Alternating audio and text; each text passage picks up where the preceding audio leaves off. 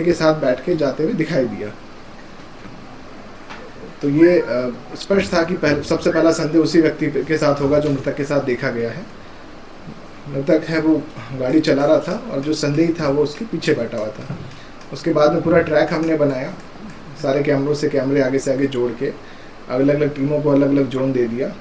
घटनास्थल से पहले का, उसके आगे का, क्योंकि ये भी स्पष्ट है कि घटना करी है तो उसके बाद में आरोपी वहाँ से भागेगा, किस तरफ भागा है। ऐसे करते करते हमने आरोपी को चिन्हित किया। आरोपी जो है वो मृतक का ही एक दोस्त निकला है, उनकी मित्रता थी।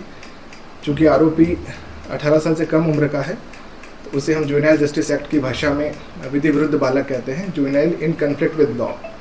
तो उनकी पहचान उजागर यहाँ नहीं की जा सकती। उसको बाद में जो हमारा पुलिस वेलफेयर ऑफिसर बोलते हैं, चाइल्ड पुलिस वेलफेयर ऑफिसर, उनके द्वारा उनको अभिरक्षा में लिया गया, पूछताछ की गई। घटना उन्होंने स्वीकार करी, क्योंकि सारे एविडेंस स्पष्ट थे, उन्होंने स्वीकार करी। और जो मृतक की स्कूटी थी, जो सबसे बड़ा एविडेंस था कि स्कूटी कहाँ चली गई, वो स्कूटी भी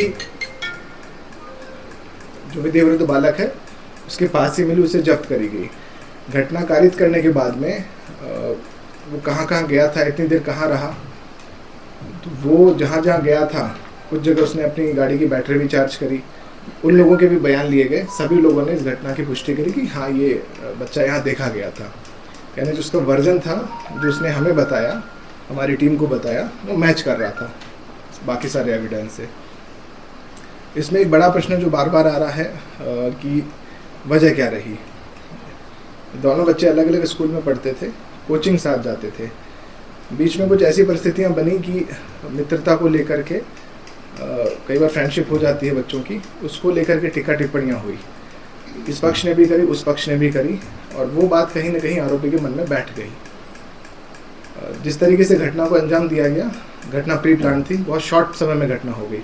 लगभग 7:20 पे रवाना हुए और 7:50 के बाद में घटना करके वो निकल गए। यानी उसका फिक्स था कि यहाँ पे ले जाके उसको उसने बुलावे में रखा, मृतक को, बच्चे को। उसको ये बोला कि किसी से पैसे लेने हैं अपने को, चल घूम फिर के आते हैं। वो भी इसके बुलावे में आ गया। हम फुटेज भी अगर देखेंगे तो बहुत कंफर्टेबली बैठ के खुद गाड़ी ड्राइव कर रहा है वो बच्चा। तो निश्चित तौर पर उसे आभास नहीं था कि भाई जो दोस्ती है जिससे, वही ऐसी घटना कारित कर सकता है।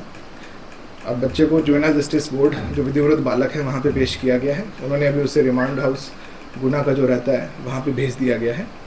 जल्दी ही इसमें इन्वेस्टिगेशन पूरी करके चार्जशीट की जाएगी। एविडेंस बहुत स्ट्रांग है, आगे इसमें न्यायालय के ऊपर है, न्यायालय इसका विचारण जल्दी शुरू करेगा।